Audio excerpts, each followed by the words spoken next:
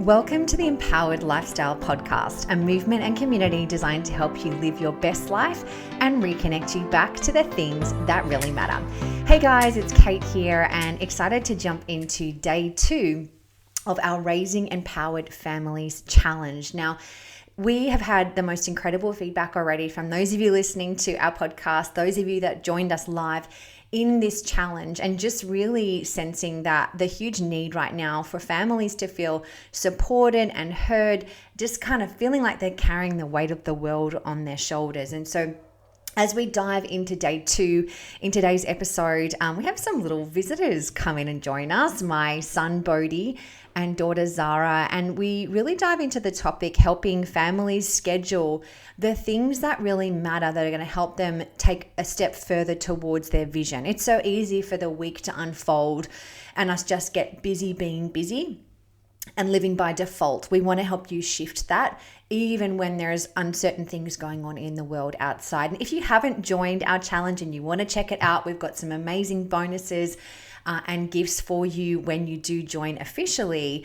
You can go to raisingempoweredfamilieschallenge.com, register there. You'll get a login to our private platform and be able to access everything right there. But let's jump into today's episode. Welcome to day 2, everyone.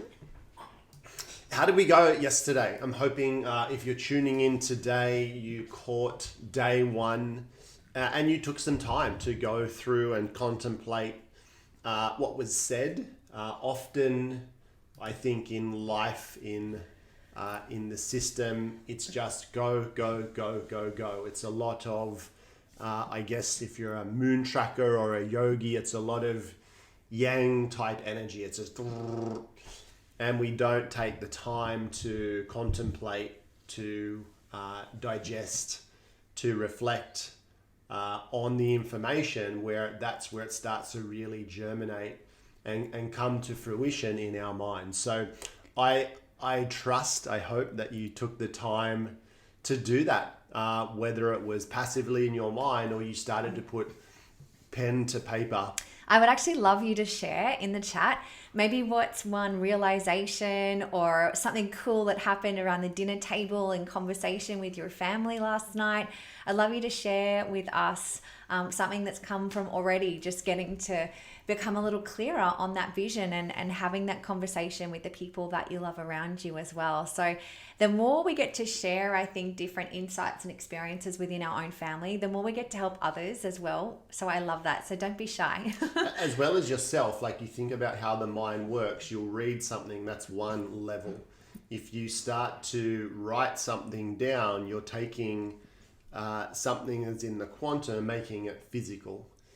But if you start to verbalize it, it'll help clarify things in your own mind, and it'll take it to an even deeper level of understanding, because now you're creating that vibration, you're actually giving it some life. So excited to hear how everyone's doing with it so far.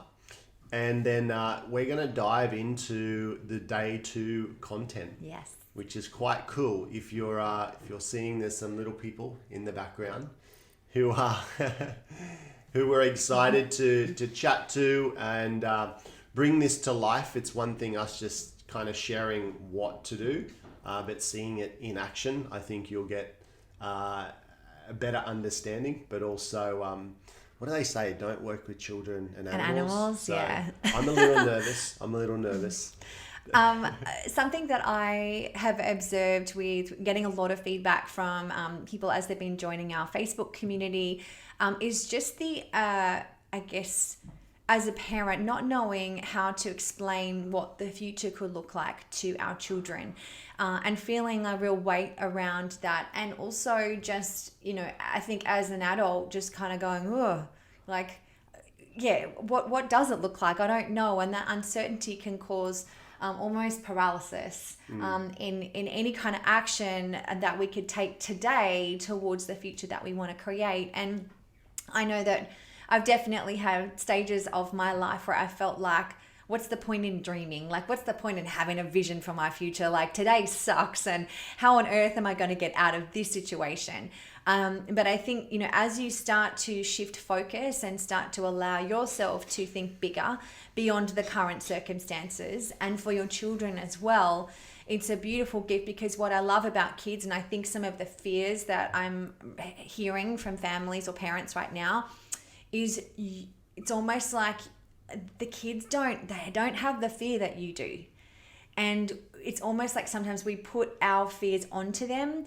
And so we're worrying about things that aren't actually even crossing our kids' minds right now. So I think that's something really important to be aware of and conscious of as you go through what we're about to share with you today as well. Yeah. Without going too deep, and we probably will go deep, but when you think about, you have your ego or your self-conscious, and that's where all thinking is done. And then you've got your unconscious, which is how you feel. And your unconscious is set up between kind of ages 4 and 7, where you're starting to make sense of the world and you start to apply rules. Okay, because mummy's love was unconditional. I just had to burp or poo or make a noise, and she was right there for me. But now, when I play with my dolls too long, now she yells. So I've got to be a good girl in order to get love now. Or I come home and, the report card, I don't care. I just was having fun at school, but now mummy's, in my mind, withdrawing love because I didn't, do X, Y, Z at school according to a piece of paper that the teacher gave. And so now, I have to be good at school to be good enough in order to get love. And we put all of these shortcuts in our life, all of these unconscious patterns, so that we can get on with life. Imagine if every time you stepped towards the road, gosh, it's a bad analogy, but I'll use it anyway because we'll bring this into it. Sure. If every time I stepped towards the road, I had to go and learn, that's a car. This is how this works. So we already create these shortcuts to understand how life works. And they're for our benefit at the time. But then we form these unconscious beliefs that I'm not good enough. In order to be loved, I need to do this. I need to be perfect. I'm not perfect. All of these things come up. They served us at the time, but now as we go through life, the patterns are still playing out. So I bring this up because it's so important that you're aware of them.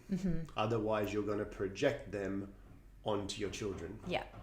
And then the third mind is really the superconscious. And I'm so excited for this because, it's all the buzz, quantum physics and the field and all of that. And Joe Dispenza and DeMartini, all these people who are kind of bringing this to mainstream, if you will. And I really think what I'm most excited about is not teaching our children because they know, they use it. It's us as adults having more of an awareness of how that works. Yeah. Because as adults, I think we almost need to unlearn some stuff, and that's part of the thing. And I think that awareness of having that filter to go ask questions first versus tell. And I'm seeing in the chat here, I just want to share this. So Jess is saying that she normally doesn't ask good questions of her toddler, but she was really surprised yesterday when she asked her how she would feel if she spit at her. And she said, not good. I felt like I got through to her about stopping their behavior. So you think about with some kids, you're just like, stop doing that, you're bad, go into timeout, whatever. But actually getting them to reflect. And, I know your little one, she's dealing with being a big sister now, and there's lots of other things at play, but to ask that question in that moment, that's awesome. Lauren was saying that last night was messy at her house. I'm glad you didn't come in with big expectations, Lauren. That's great. Husband had a huge day. He's in construction and stressed at the moment.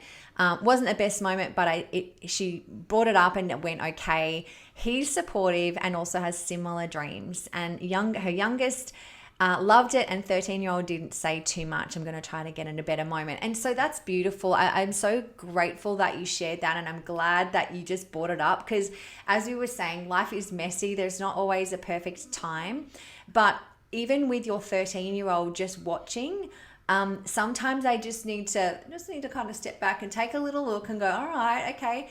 And if it's not just a one-off conversation, they will start to become involved in the conversation. Their mind's probably ticking away the things that they want to share. I want to give a metaphor just on that. I don't know if you've ever seen this. I'm not sure it's as big anymore, or maybe I'm just hanging out with different people, but where people would get, it's not a stud, they would get like a thing and they would put it into their ear. That ear hole thing. And they would make it bigger and bigger and bigger, to the point where some people, they could put a Coke can through their earlobe. Right. I don't know if you've ever seen that. I'm sure if you Google Coke can earlobe, but you understand what I mean, where Yes. people put different, I don't know the name for it. Yes. But if I just came and tried to put a Coke can in day one, it would not. What a random analogy. No, work I with get me it. I here. get it. But how do they do that? You just do a normal pinhole to start with. And then they just put a slightly bigger, I should have probably got Whatever. the name of it. But I get, And then we they get get bigger the, and bigger and bigger. Yeah. And so sometimes we have a very clear intention and outcome of how this should go, instead of being more attached to no timeline. Yeah. Because when topics are so important, it's just little by little, to the point where you can fit the Coke it's can. playing the long game. Don't you ever put a Coke can in your ear. My goodness. All right. Sasha was saying that her 15-year-old had to pick his year 10 units, which gave way for great conversation about what makes his heart sing, drums, sport, and his mates. I love that. That's so good. My son has ADHD and level 2 autism. It's been interesting, but reaching out to school and having workloads reduced has helped incredibly. We now have calm, and it's important to reach out to others. Absolutely, Shelley. And I know that Melanie saying her struggle is just feeling like the homeschooling motivation, and we'll totally talk about that with you as well. A stretcher. Okay, thanks. I knew someone would know. All right. So. But I think just it is those questions, and it's little by little. It's playing the long game. It's having a long-term vision of what you want to create for your family. And conversation one might not go exactly how you want it, and that's okay. I think for sometimes if this might be a little bit of left field for your kids, are like, what's mum on about, or what's dad on about? And that's okay. You just want to start to bring that to become a part of a normal conversation at the dinner table. All right. Our kids are getting restless. They are. I think we need to, let's bring them in. Well, like for me, I don't know about you guys, but my family, we would always have lots of conversation at the dinner table. That was kind of where, we learned about each other and our day, and it wasn't just, we certainly didn't eat in front of the telly or anything like that. It was just coming together, and we've definitely, created that in our home as well. But what we wanted to do is we want to bring these little guys in to share a little bit of insight of the questions that we ask, the conversations that we have. And do you guys want to, you can sit on my lap and come on in. Yeah, have a seat. You guys want to introduce who you are?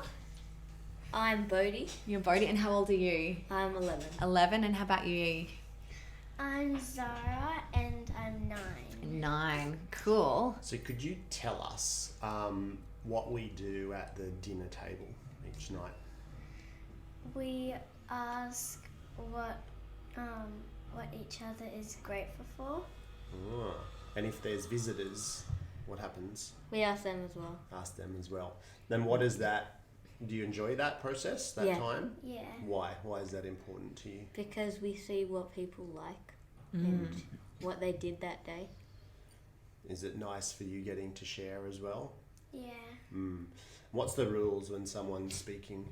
You don't speak How do you listen? with your eyes, ears, and your heart.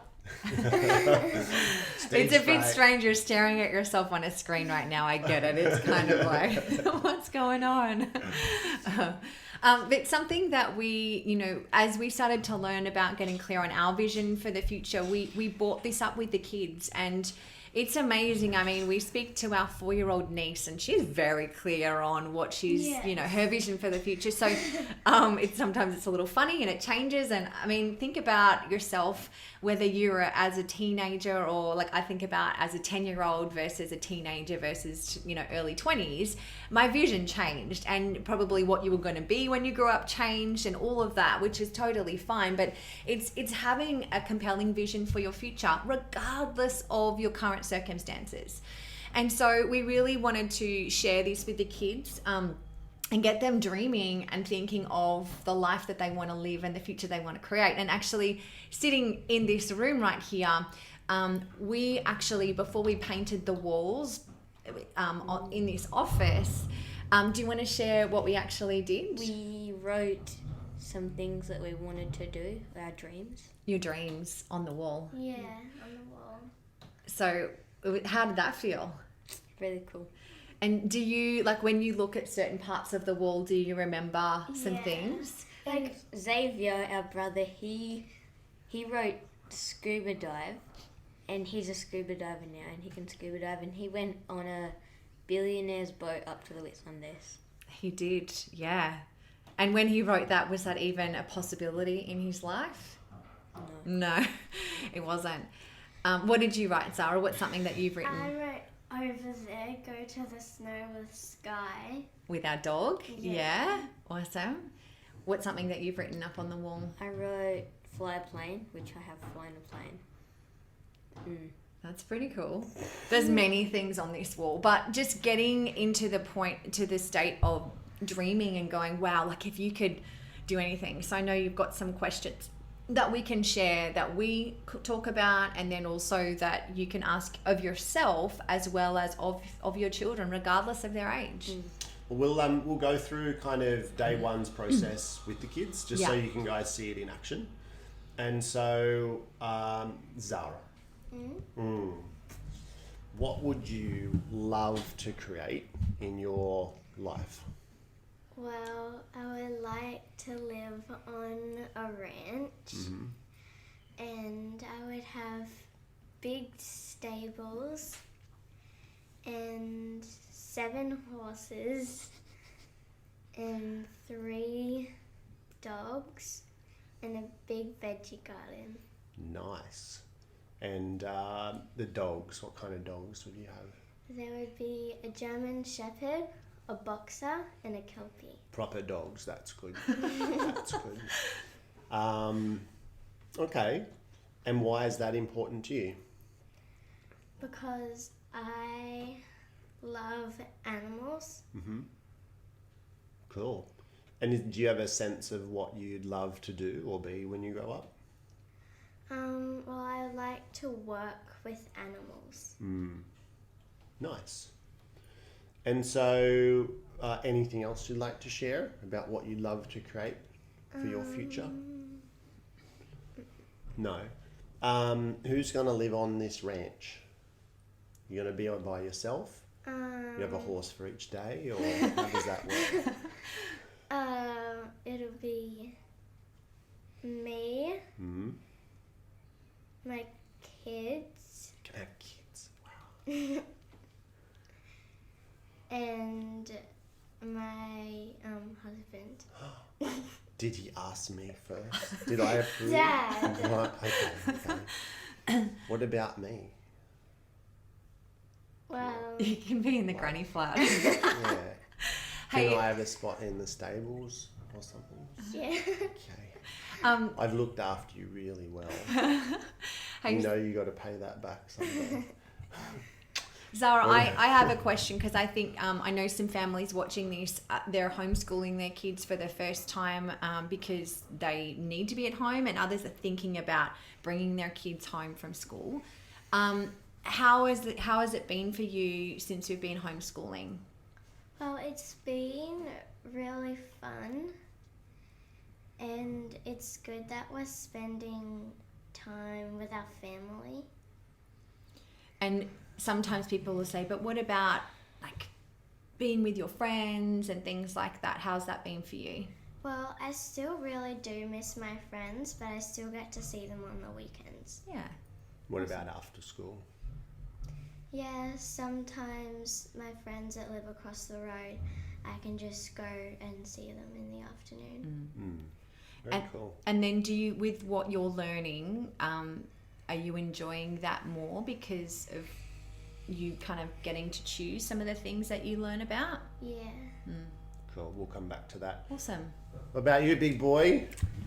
What would you love to create I'd in your love life? to have a farm with my wife and kids, and I'd have horses, cows, pigs, and chickens.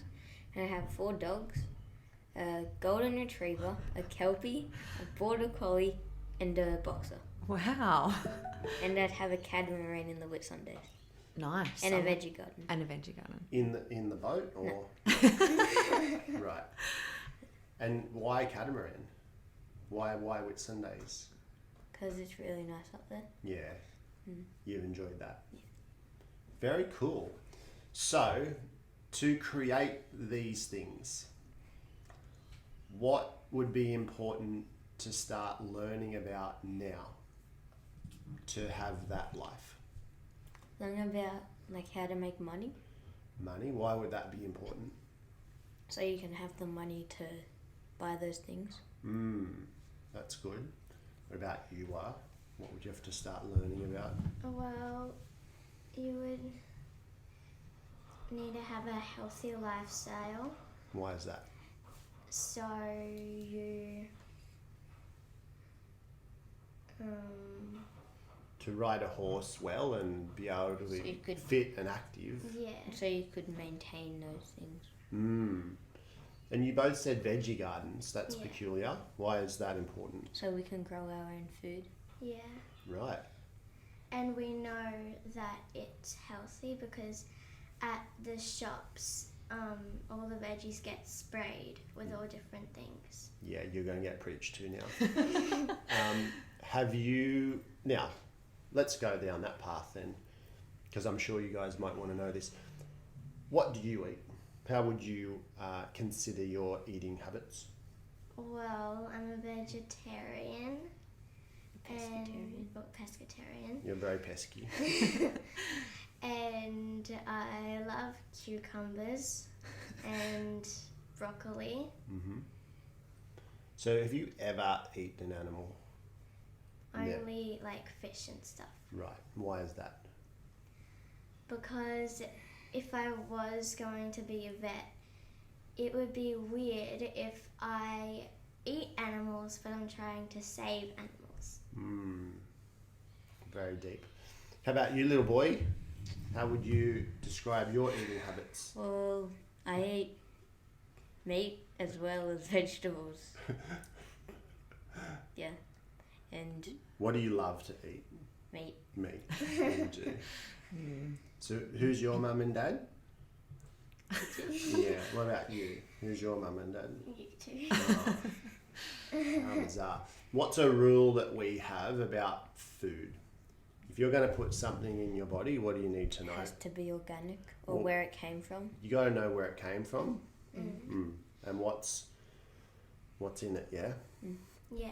That's the only rule. So we were we were all vegetarian at one stage. I raced the Hawaiian Ironman, training 3 years, 9 months a year, 500 Ks a week on the bike, 100 Ks a week running, 20 Ks a week swimming. Did all that as vegetarian. And then I had some different understandings, some different insights for my own body around blood typing. And so I started to incorporate a little bit of meat. But Kate and I, how long since you've had meat? It's been over 21 years. 21 years. Yeah. So anyway, we just had that rule. You can have whatever you want. You just got to know what it is. So we're at this Christmas party, and I'm with Bodhi at a table, and you would have been, I don't know. 6. No, young. Oh, really? No, I don't. Was Wah even around? He's probably like 3 or 4, and probably 3. And it was a Christmas party, and these chicken skewers came around, and Bodhi's like, "Oh, can I have one?" And I said, "Well, you can, but do you know what it is?" "I don't know what it is. It's chicken." And then we go through like chickens, like you see at the farm, and they pluck them and they kill them and they do all this stuff and then they cook them up. Do you still want it? And 10 times out of 10, the answer had always been no, but he's like, yes. And I was like, uh-oh, mum's not here. Here we go. And so he bit this thing and his face just was like, oh. And oh, how is it? It's delicious. And there's another time where he was just dreaming, what you doing, buddy? He said, oh, I wish. No, we were talking about, he's like, reincarnation. When you die, can you choose like what you get to come back as? We're like, yeah, buddy, whatever you want. Because, we've been really, I think it's important to ask questions and not push your values, your beliefs onto kids, right? So, and we're like, yeah, whatever you want. And we said, if you could choose, then what would you be? He's like, I'd choose to be a lion. We're like, whoa, that's cool. Why would you choose a lion? He's like, because they eat meat and I don't know, and I've never eaten meat before, and I don't know what it tastes like. Anyway, so that was a bit exciting. But the reason, I guess, I don't know why you brought up that story, but I'm going to assume that you can raise kids differently. Correct. I have my values. I don't love that Bodhi is choosing to have meat, but I respect it because you know you have to eat lots of veg with it. You make other good choices. And so Zara doesn't love Bodhi any differently because of that choice, right? So I think depending on what your family looks like, there are going to be different values and choices being made at your dinner table for many different reasons. And it's how you blend all that together and make everyone feel like they matter and that they're seen and that they're heard, regardless of, choices. And that's the reason I brought it up, because when you look at society, our vision is that our children are really in tune and in touch with the planet. And that includes other humans, of which come in all shapes, sizes, beliefs, backgrounds, medical choices. Mm-hmm. And if we're going to have the community, the family, the world, where our vision is fulfilled, that everyone can have different values and they're respected and we can all live together, and that's got to start at the family unit. And so that's why I wanted to emphasize the point that you can have, she's violently opposed to animal cruelty and eating animals and all that, and this little one, it's not a meal unless there's, he's true carnivore, but they love each other. They can sit at the same dinner table and have that. And that's why I wanted to emphasize that. I think my vision for this, if I get a little bit deep and philosophical, is if in our own mind you think you've got opposing values until you go through tomorrow's process. But once your own values are in alignment and you cannot have stress in your own mind, then you can take that into the family unit. And if the family unit can do that, then families can do that within a community. That's right. And then communities can do that within a state, and states can do that within a country, and countries can do that with each other. So that's where it starts. It's got to be, and it's just one little example of a choice. Yeah. But questions are the answers, guys. The better you get at not jumping in and projecting what's on your heart. And I think that one of the most beautiful things is the more we do this, often the kids will come and ask us questions. Mm-hmm. How can I help you, Mum? Hey, what's up? And I think that's where your own needs, it's not that you put them aside, because you don't want to just be, asking everyone else questions and you never get to voice what's important to you. But how do you get to a point where there's relationships where you can communicate your values in other people's values? So we might let you guys go. No, not yet. Okay, well, they're wiggling, so stop talking, Dad. Wiggle all you want. They're used to it. So from yesterday, from day one, it was all about casting a vision that's important to you. Day 2 is about recognizing, what's important for you to start doing, learning about, upskilling in order to create that vision. And the opposite is going, well, today we're going to learn English, we're going to learn maths, we're going to do science, we're going to do geography, we're going to do history. But how does that relate to me? How does that relate to my highest values? How does that relate to the life I want to live? So if we reverse engineer this, so for Bodhi, it's changed, but originally what did you want to be? A pilot. Wanted to be a pilot. And so what did we do for your schooling towards that? Flight school. Flight school. So we found for a couple $100, everything you need to know about becoming a pilot, the theory, you could get for $200. And so how did that learning look like? It was online and I had to complete a certain amount of things. Mm-hmm. And so did I have to push you to do that?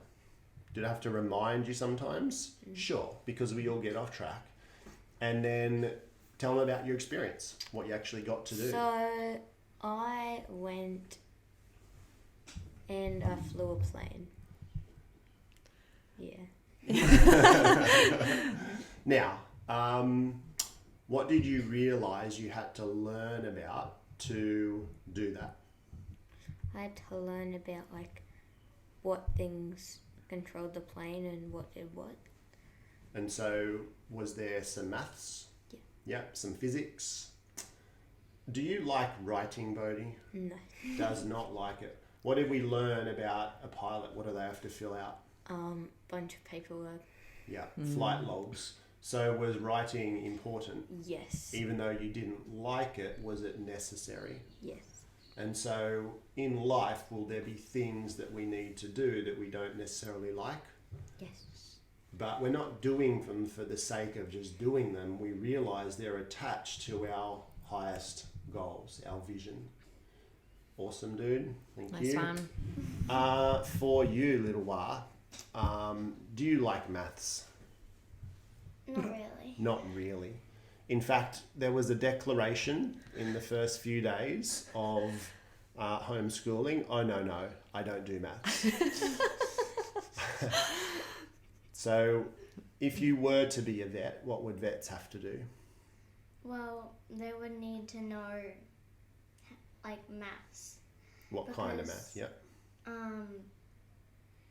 If I was putting an injection into an animal, I would need to know how much to put in, and I would need to add up numbers. Weigh things, all that kind of stuff. What about to run a vet clinic?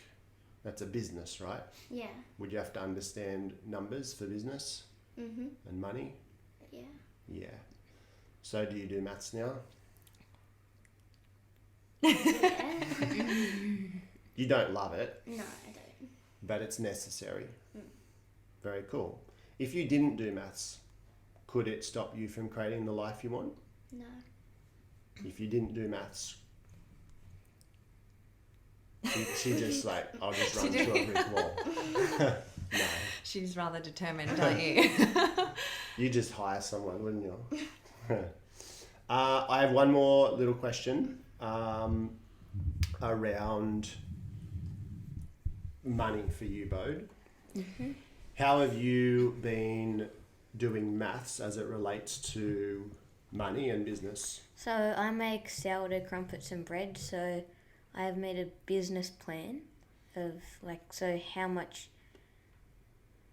because I have a sourdough starter that makes the bread and sourdough, so I have to see, because I have to feed it, I have to see how much feeds I can get out of one bag of flour and how many crumpets it would make out of one bag. And then I'd see how much it costs me, and then I'd do the cost. And I found out it only took. Well, don't tell your secrets. Don't tell your secrets. But you've worked out you've got a nice profit margin, don't you? And what are you working towards right now? What's your goal? Getting a new bike. A new mountain bike, and you know how much that costs, and so you've got a plan to put your business in place. And if you weren't good at maths and you didn't know your numbers, your business might not be that profitable, would it? Nice.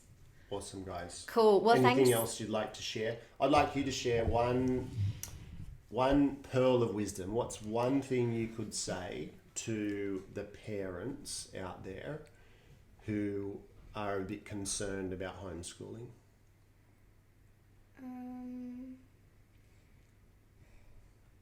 You go, Boo. Well, it's fine because you can learn the things that you want to learn instead of like sometimes learning things that aren't important. Awesome. Nice. What about to the kids? What would you say to the other kids who might be homeschooling now? That you are? Any advice? What if they're a bit concerned? What would you say to make them feel reassured?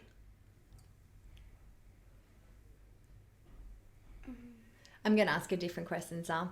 So one of the pieces of, let's call it homework from today's lesson, is for people to start dreaming again, or dreaming, and have their kids dream about what they would love for their future, just like some of the things that you shared that you wrote on the wall. Maybe what's something that you want to say about that? Did you enjoy doing that? Is that fun to do? Yeah, it's fun. Oh, she's done. Yeah, she's done. She Time's ran out. ran All out right. of batteries. Love you guys. Mwah. Thank Thank you. See ya. Don't trip over the cord and make sure the door's shut properly. All right, so let's bring this to life. Or Yes. They probably brought it to life. Thank you.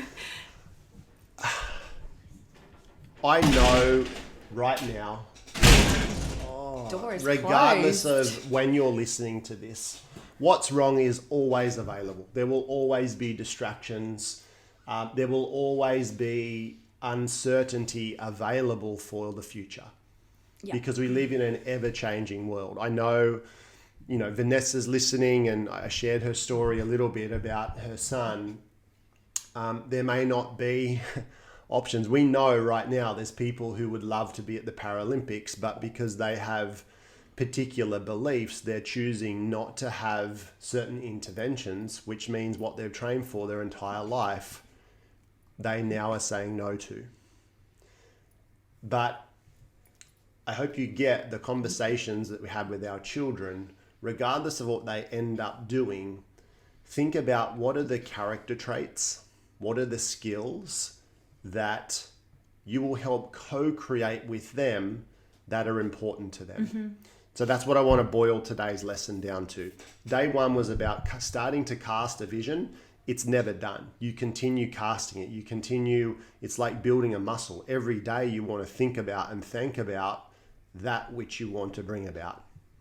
And the longer you can linger in gratitude for the life that you want to live, you want to start to bridge the gap between where you are living and the life you want to live to the point where there's no distinction. You're living the life of your dreams. And so you can only do that if you continue to focus on it, if you continue to put energy towards it, in spite of whatever else is going on around you. I think about a couple of books, and if you haven't got these, one is called Man's Search for Meaning by Viktor Frankl, and the other one is called Unbroken. And when you read these stories, or if you start to go back and think about during wartime, there were still people falling in love. There were still people creating beautiful relationships. There were still families being raised through immense trauma. And so you have that ability to create this incredible family unit where you can, Unbroken, it's like Lauren Hillenbrand, something like that. So we're not putting our head in the sand. We're not pretending what's going on around us isn't there. But the more you try and deal with that problem, you're going to perpetuate the problem. Yeah. I mean, the other day at the dinner table, Bodhi was like, when's this bloody thing over? It just has had enough. And so it's not to say that it doesn't come up in conversation, but it isn't what we, first of all, the news is not on in our house. And there's no screens on when we are connecting around the dinner table or whatever it might be. And it's bringing it back to, well, what would you love to create? And if you could do anything, what would that be? And that's going to be some of the questions that we'll share with you as a resource today to do. Not only you got to go first, all right, as a parent, you need to lead the way, but these are the things that you can intertwine into conversation with your kids to really be able to have them focusing on their vision. And that's why, for example, Xavier this morning, he went off for his run on the beach and got his exercise in because he's got a vision of how he wants to be with his taekwondo and his fitness and all of these things. And so because of that, he was compelled to do it versus I have to do it. And so it doesn't mean they won't have to get reminded. Of course not. It's like when you go on to get something done on social media and then an hour goes by and all you've done is flick and look at cat videos and all sorts of weird stuff. You yourself get distracted during the day. Absolutely. And so if you don't set up little ways to remind yourself, set up the environment. So it's helping your kids realize that. So yesterday, I'm going to go back because we want to start to bring this all together. From this vision, the conversation with your children is, what would you need or what would you choose? What would you choose is a great way to start.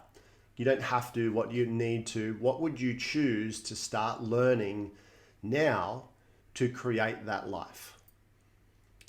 Long delays of pause are totally fine. Not for videos, but their mind and you see their eyes trying to connect and think about it. Try not to jump in until they look back at you kind of blank. Then you can go prompt another question. Would health be important? Yeah, it would. Why? Well, if you want to be a great horse rider, if you want to be able to tend to a vegetable garden, if you want to be a pilot, what are the things you need? Well, I'd need to be strong in my legs. Great. Would you need to have strong lungs? Just ask questions so that you can bring together. And then what you want to do is, how do we schedule that? So what would you do? So for Zara, one of her things was dancing. It didn't come up today. What do you need for that? I need to be flexible. Well, how often would you want to work on that? Every day. So now she starts her day by doing some stretching. Does that make sense? So you want to get, and ideally what you're wanting to draw out of them is something that helps them understand money, something that helps them understand health, and something that helps them with social skills. So my belief, try it on, your ability to find accurate information and report that and present that in either a presentation, a written form, a PowerPoint, something like that will be one of the best skills you could have. That will not, regardless of what you end up doing or being, that's going to be a great skill. So what happens for us is we've got core things that they're non-negotiable because we've all bought in, we all have agreement. And this is a term I'd love you to use. Do we have agreement on that? Because this is how contract law is done. When you start looking at rights, when two people are in agreement of something, your word becomes your word. And you start teaching them about terms and conditions, rules. So one of ours is, we brought it up the other day, if you want to do screen time, if you want to watch Heartland, whatever your show is, you need to have read as much. And we've got agreement on that. So yesterday I come in, hadn't done their workouts, hadn't read, they're all on screens. And inside I'm going, and I swear that happened because I'm trying to teach it. So the universe is reflecting it back at me. So I take a breath, take them down one by one, and I individually ask them, hey, how's your day been? Just checking in, because you have no idea what's going on in their mind. They might have got a message, something's happened to a friend. So just check in and be human first. and then just say, hey, how's your day been? What's been great about today? What have you done towards your dreams, your goals? What could have been better? What are the things we've kind of missed? And you just see their little minds like, I'm like, no, you're not in trouble. I'm helping you to realize what it takes to create that life you want. Every day you do something towards it, you feel better, right? Every day you miss it, and there's always distractions available. There's always things that are going to take you off course. So what are you going to choose to do right now? So it's like, 6:30 at night, and my two boys went out and started doing a workout. Zara came and started cooking dinner with me. So as an example, just to keep them on track, but that's how you're going to come up with your own curriculum. You're going to base it on what's the life they want to create. Now, could you just share quickly for homeschooling, what's the actual requirements? Well, this was the interesting thing to learn. This was in New South Wales, and it might differ in different states, but we learnt that there's really only 8 to 10 hours of contact learning content that's actually required if you were homeschooling. And so when you look at the school day, a lot of it is just filled with a lot of other activities that aren't necessary. So for us, we'll say to our kids, if you get it done quickly, like the rest of the day is yours to do the things that you love. And we'll share some resources into our community so that you can kind of do some research of your own state and look further into that for yourself as well. But you don't need to become a 9 to 3 plus homework, school teacher if you choose to homeschool. Per week. So 8 to 10 hours. So it's per like week. 2 hours of maths, 2 hours of English, 2 hours of science, and 2 hours of another, it's like a geography or a... Yeah. And so you go, oh my gosh, you could knock that off in a day or 2 hours at the start of each day. So just quickly, we got to wrap this up. Every Monday, I have the children write several pages about what they did on the weekend. From that, we'll read it and we'll give some feedback on punctuation, all that, but we'll form a spelling list, and then they will go and do the spelling list several other days. After that, they look up word of the day. If you look up word of the day on the internet, there's a new word every day, and it's all sorts of amazing words. Half of them I don't even know. They do that on a Monday. On the Tuesday, they'll go through what are the synonyms of that word. On Wednesday, they'll go through the antonyms of that word. Because for me, and they realize we have agreement on this, communication is important. The better that you can communicate, you can share your feelings, you can share a perspective with someone, communication's important regardless of what you end up doing or being. So that's how we tie in that English is important. But it's not English. Every day they read, because it's things that they want to read. And sometimes Bodhi will pick up a book on the periodic table so we might do an extra resource for those of you that are homeschooling, or you specifically you're considering taking your children out of the traditional schooling system. We'll do an extra training of some sort and resource just so we can share with you what we're doing. Again, it's not the way to do it. It's about you learning and hearing from that and pulling out what you think could land and work for your family. But we'll make sure that we create that for you guys as well. So homework for today, we're going to share an action task into the Facebook community, questions for you to be asking to really elicit what it is that you want to be focusing on and how you piece that together for yourself first and then also for your children. Be well. See you tomorrow. Thanks, everyone.